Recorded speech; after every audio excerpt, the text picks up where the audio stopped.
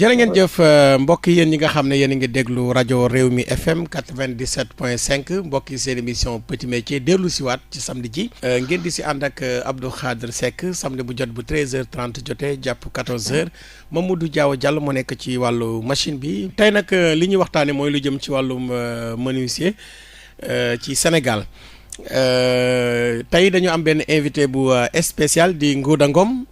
xelam màcc lool jëm ci wàllu woowu Ngouda Ngom ñoo ngi am mbégte dalal la ci Rewmi FM. oui Abdou Khadre. Merci. Le fait de me choisir pour ñu waxtaan ci secteur menuiserie bois. muy domaine boo xamante ne aussi am solo la vraiment c'est une fierté. D'accord di profiter di nuyu auditeurs yi nga xam ne ñu ngi suivre émission bi. D'accord léegi Ngouda Ngom yow menuiserie nga def. ndax mën nañoo xam bi ngay am ñaata at nga commencé woon jàng métier moomu bi ngay am 7 ans bi nga am 10 ans wala bi nga am 15 ans nga commencé nekkoon ci métier menuiserie. Oui, c'est une longue histoire. La menuiserie maa ngi ko tàmbalee pratiquement ma am 16 ans 15-16 ans. lan moo la ci dugal lan moo la ci dugal. loolu li ma ci dugal mooy dama gis ne bon def naa école jàng naa ba am sama entrée en sixième bon mais le problème dafa fekk que ne xam nga à certain niveau doo mën a continuer jàng. Il y a l'aspect familial aussi hein yoo xam ne c'est une histoire. Pratiquement j'ai abandonné l'école moi-même personnellement. mais aspect familial la wala Ngouda Ngom dafa bëggutoon jàng. non c'est pas ça Ngouda Ngom dafa bëgg a jàng mais dafa am benn trajectoire dafa gis ne dafa gudd. trajectoire bi gudd par rapport ak contexte familial il a opté pour dire que non. Je vais arrêter et je vais apprendre le métier pour résoudre telle chose. waaw mais Ngouda 15 ans yenn xalaat yi nan nga ko mënoon a xalaat à l'âge de 15 ans yenn xam nga Ngouda yenn affaires yi yenn responsabilités yi en général xale du ko faral di jël. mais yàlla dafa dogal nag man ma am responsabilité boobu ma gis ko. xam nga y a des am na ay environnement. mais loolu dafa nekk ay décisions yu radicales aussi. non yu radical. Je me suis dit non, j'arrête et je vais apprendre le métier. te li ma njëkk a def mooy soudeur métallique. soudeur métallique. oui def naa ko parce que 1 mois et quelque comme ça. ma bàyyi ko. parce que j'avais victime de benn affaire bi ñu doon wax mooy poste bu la jàppee sa bët ak yooyu. waaw. bon après je me suis dit voilà. et au niveau de mon quartier à Grand Yoff j'ai vu voilà que y a un monsieur qui est à côté benn tonton bon may fréquenté foofu finalement j'ai pu reverser wu foofu fekk nag fa la ma yàlla doon xaar c'était le choix vraiment c'était la chose que j'aimais et que j'aime le bois c'est ma vie. J'adore le bois. léegi bi nga commencé jàng ban kii nga dem ban atelier nga commencé jàng sa atelier mbokk la wala. bon sama atelier benn doyen la temps suñu benn grand moo nekkoon ci benn atelier ci koñ bi HM Padois. waaw. bon on s'était kii Mbaye Faye. ma koy fréquenter quoi. di kii nii. bon finalement bi ma poste bi ma wéree ma commencé di fa fréquenter et puis je me suis dit voilà xaar daal ma far continuer fii quoi. ci menuisier bois. menuisier bois. d'accord bi ma gars yi waxee man non poste bi moom may jàpp après non métallique moom merci. d'accord léegi dañu bëgg xam tamit Ngouda Ngom bi ngay def menuiserie bois. da nga ko commencé jàng pour bëgg métier bi da nga gis ñoo xam ne ñoo ngi koy def mu neex la wala Ngouda dafa bëggoon coûte que coûte am xaalis pour régler yenn problème yi. bëggoon naa am xaalis nag quand même. ah. parce que man non seulement bëggoon naa am xaalis parce que li ma ci dugal moo doon pour régler benn problème familial. ma koy gis mu may gêner may jóg pour wut solution nu ma koy régler ci boobu âge ma amee âge boobu parce que je veux pas voir xam nga yenn situation yi loolu 15 ans loolu sax yeex na sax. parce que boo amee normalement 10 ans commencé ràññee rek gis sa parent ci yenn situation yi. waaw. ah non. soo naree am jom da ngay teel a d'accord léegi bi nga duggee ci atelier boobu ñaata at nga fa def. non atelier boobu bu fa duggee ñaari atelier laa jàng. atelier boobu ba nga fay jàngee ñaata at nga fa def. non foofu def naa fa ay 2 ans à peu près. lu ko manqué 2 ans bariwul certainement. ok léegi 2 ans yooyu noo ko dundee woon. non nu ma ko dundee woon parce que man maa yóbbu suñu bopp am courage bëgg am commencé découvrir affaire bi boo bi am amour di commencé am amour liggéey bi te li ma njëkkoon impressionné moo di j'ai vu que grand boobu ni ma ko fi gisee woon vraiment cadre de vie am xawoon na changé. yi fi mu xaw a kii quoi ma gis ne kii au moins métier la boo xam ne su ma ci jaaree war naa mën a régler li mu bëgg a régler quoi non seulement ci wàllu ci sama xam-xam mais ci gis naa ne kii yor atelier bi nii nekk na ci dimension boo xam ne vraiment mënoon la boppam yëf yi gis naw naa ko ci daal naw naa ko ci vraiment par rapport ak nu muy nekkee ci koñ bi vraiment affaire yi impressionné ma gis ne kii fii ku fi jaar du école bi rek mais kii mën nga tekki. léegi xam nga li nga wax nii c'est important. ndax bu njëkk da nga doon gis tailleur bi nga gis ko ci koñ bi changement am nga gis ko ci keneen ak keneen xam nga loolu day am xemmefteef boo xam ne ku ne day bëgg a jël sa doom dugal fa. effectivement. d'accord léegi bi nga fa defee 2 ans yu manqué après fan nga demaat. non après laa demaat. si benn atelier bu xaw a mag quand même parce que boobu gis naa ne par rapport ak kooku lu muy liggéey bien vrai que mu ngi ci am teraangam mais ma bëgg a frotter benn atelier bu gën a mag pour gën a mën a am accès ci yenn liggéey yi ci yenn découvrir yenn affaires yi quoi. ok après nga dem ban atelier nga dem. après laa dem fële HLM Raay ba. un certain vieux El Hadj Cheikh Sène. donc fa laa nekkee defee sama formation yëpp nag mos. léegi Ngouda bi nga demee HLM. bëggoon nañu aussi nga nettali ñu. enfance bi maanaam fi nga njëkk a jaar ci biir liggéey bi sa diggante ak yeneen employé yi ndax metti woon na booy ñibbi da ngay dox wala dañ lay jox paas wala léeg-léeg doon nga bricoler di defar ay banc di jaay wala nangam ak nangam expliquer ñu traversé boobu. xam nga foofu loolu li ma ci mën a wax dafa bëri. fi ma nekkoon fi ma njëkk a def moins de 2 ans c'était sama quartier la woon damay dox ndànk rek dem ci atelier bi mais bi ma jógee foofu dem HLM Raay ba imagine Grand Yoff ak HLM dama koy dox. te 7h30 daf ma war a fekk foofu. ci atelier bi. parce que nettoyer defar affaire yi avant le gars yi di ñëw. léegi bu la fa fekkut lu ñu lay def. ah non bu la fekkul ba jàmbaar ñëw moom du baax. non il faut mu fekk la fa. il faut mu fekk la parce que doo bëgg la toroxal sa kanam morom yi. d'accord. noonu nga ko dundee. HLM Raay noonu laa ko dundee. bon ci wàllu. mais metti woon na daal. metti woon na. non metti parce que mettiwul pour man mettiwul. mettiwul parce que je voulais quoi.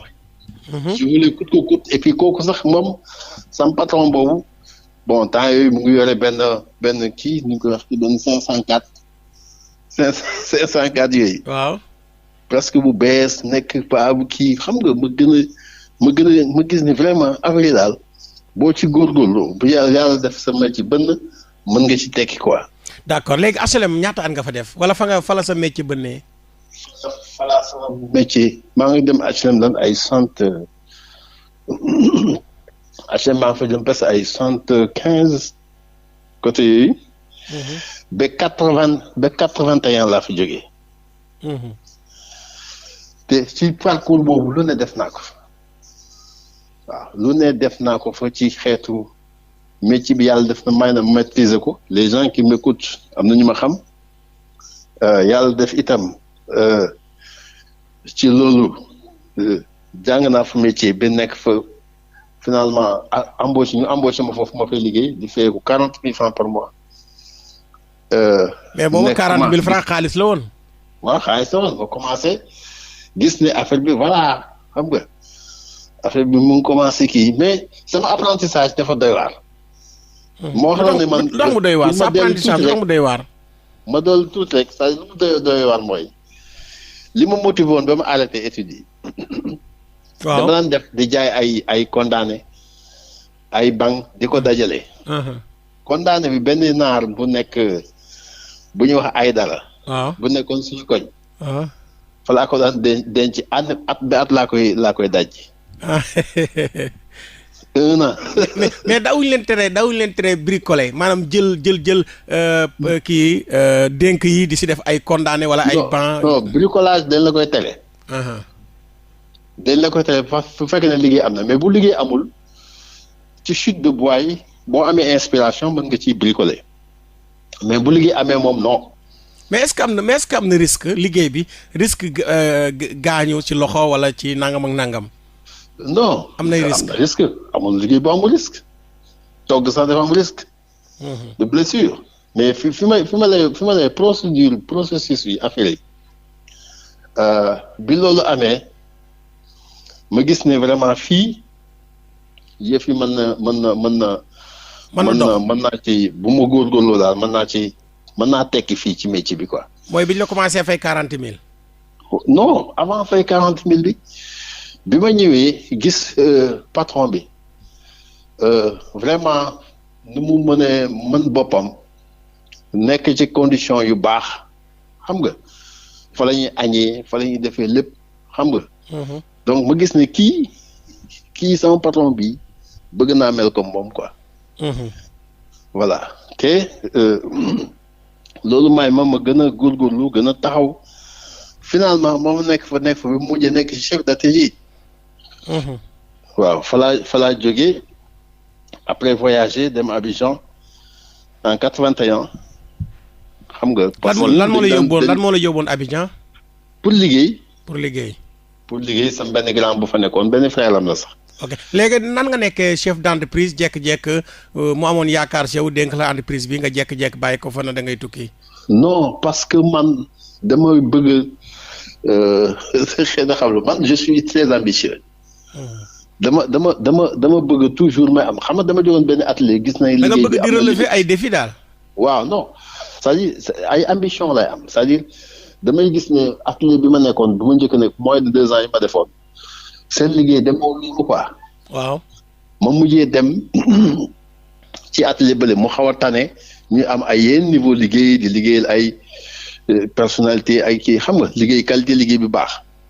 bi ma nekkee foofu nag ba bëgg yàlla may ma am maîtrise te ma xoolal sama apprentissage dama dimanche su ma liggéeyul su ma patron bi waxul ñëw.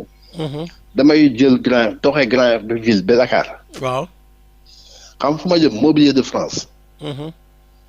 su ma ñëwee di xool rideau yi su fekkul rideau yi tëjee damay gis meuble yi su ñëwee ma toog ci biti di ko cocher di dessiner.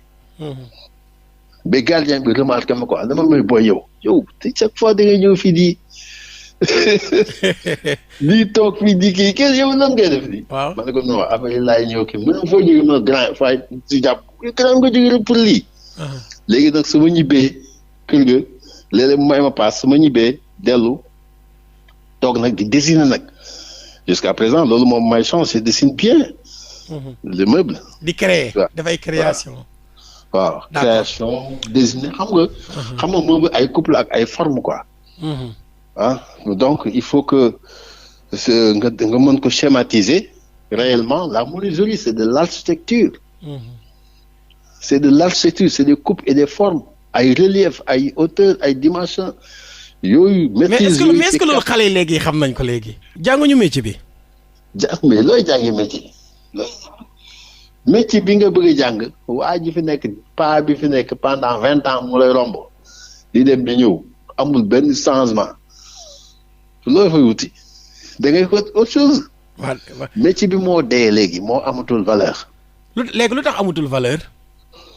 xam nga xam nga réew dafa am nu muy doxee moo di da ngay gis ne lépp loo gis ci loxo état la nekk muy filières yi fi nekk muy agriculture élevage artisanat ay filières la yoo xam ne ñooy porter croissance économique bu dëkk bi mais réew boobu su fekkente ne par exemple ci filière nos gouvernants jëluñu sérieusement pour développer ces secteurs rendre leen attractif yooyu dana du mën a jëm doxin bu am solo parce que dafay pratiquement day tourner autour le secteur bois par exemple bi ma xam boo xoolee meubles yi importé bi dañuy envahir suñu état yi dañu gars yi occident yi envahir ñu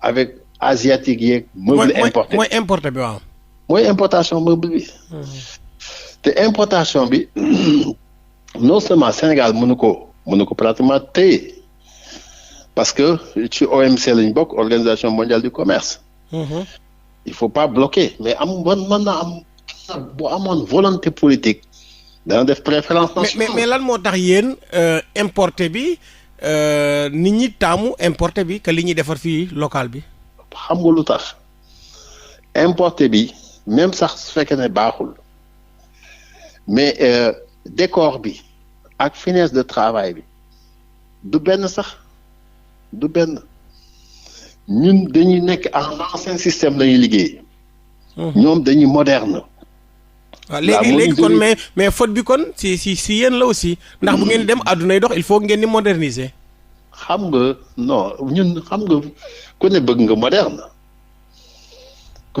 même foofu nga nekk nii boo amoon possibilité tey bu gën a moderne par rapport ak ñeneen ñi da nga koy def mais état moo war a am volonté politique porter corps secteurs yi. c'est-à-dire tey état porter comment.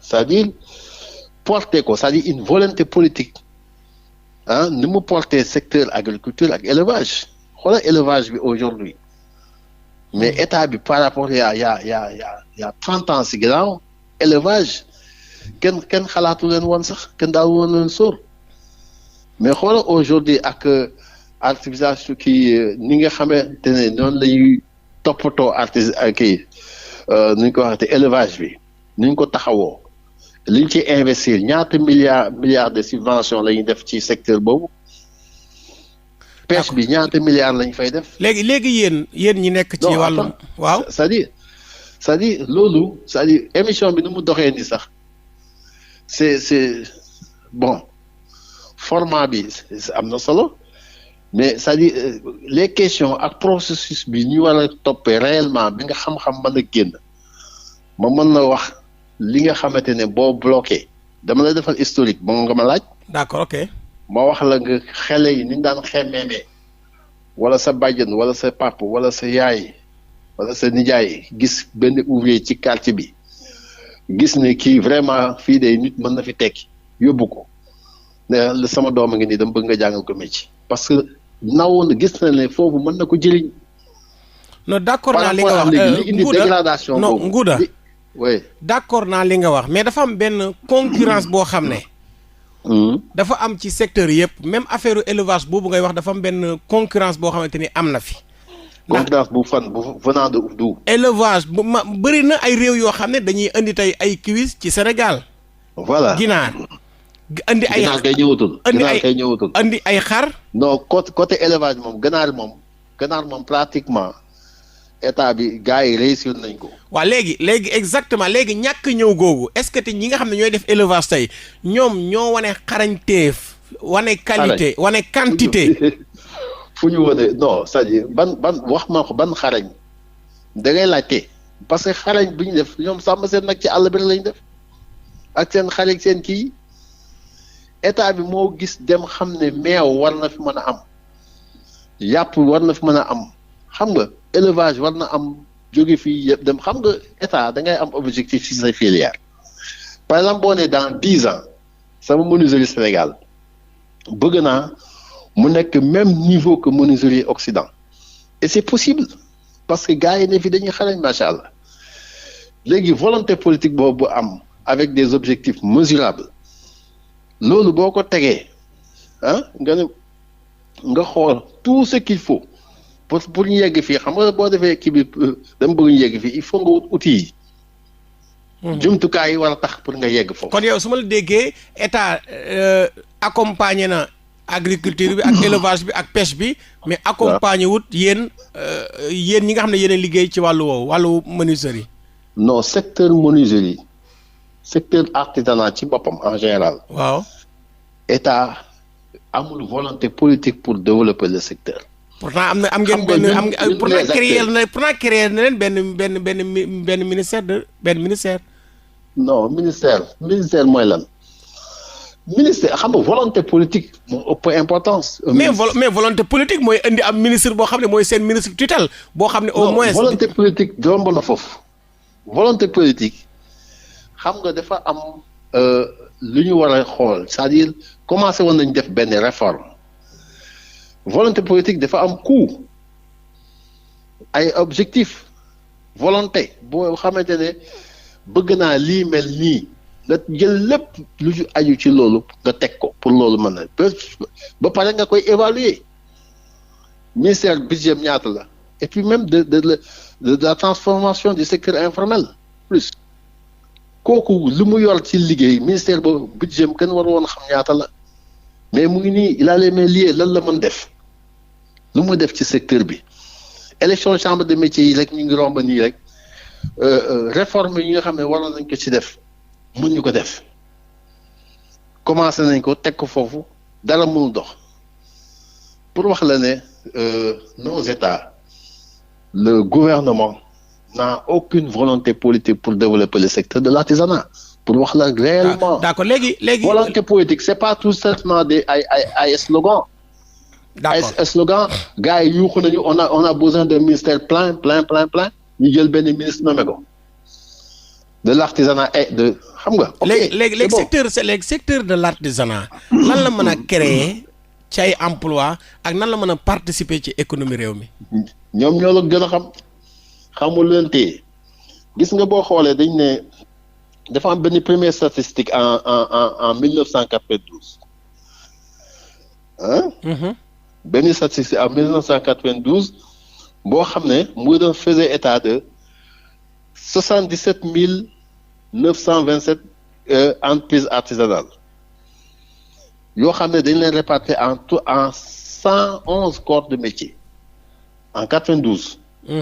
tey jii 2004 92 à 2004 rek yokk na benn boo xam ne ñu ngi koy dénombré ci 125 000 ateliers unité artisanat 120 000 pour wax la ne ci corps de métier aussi évolué mu ngi ci 127.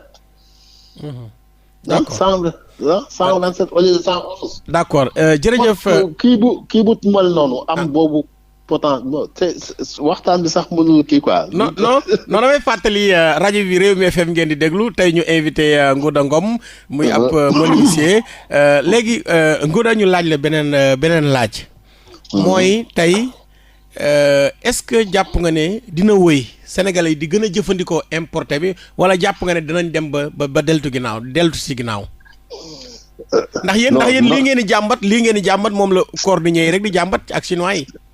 pour wax la ne loolu nag loolu bu ñooñu amee doole fii tey kan moo leen may doole ba ñu sonal ñu comme ça ba ñëpp di jàmbat envahir ñu suñu lu ñu war a am ci créer ci croissance économique réelle palpable mu war a jóge ci secteur bi te ñu mën ñu fexe ba loolu ñu réaliser ko kan la. laaj naa la ko kan moo bàyyi gars yi ñëw di root di yóbbu seen dëkk. kooku te nga am ay doom yoo xam ne ñu ngi fi teen baa ngi fi mais seen buum baaxul mënoo leen jàppale ci ñu am buum yu baax ndax mën a root ndox mi nekk fi. mais Ngouda ñu bari dañuy wax ne président Macky Sall moom chaque jour dafay wax consommer local te ñenn ñi ne nañ boo demee palais sax fekk nga fa ay table wala ay fauteuil wala leen loo xam ne importé la est-ce que loolu bokk na ci consommer local wala ndax gëm nga ne sunu état bi gëm na consommer local. ma ne l'État n'a aucune volonté politique de développer le secteur de l'artisanat. Il n'a pas de volonté politique, il n'a que des slogans. C'est la réalité. Et slogan rek la am day yëkkati mars bi passé année passée lan la waxoon bi gars yi yëngalee mu daw tafu ci artisanat ne xaw ma ñaata milliards naa ko def comme ça xam nga ay slogan rek lay. mais est-ce que ñu tey artisans yi gisuñu seen bopp si réew mi. d'accord c'est la réalité. léegi gis nga dañuy faral di wax aussi que ne tailleur yu Sénégal bokk nañ si ñi dàq ñëw est-ce que menuisier yu Sénégal bokk nañ si ñi dàq liggéey ci àdduna bi.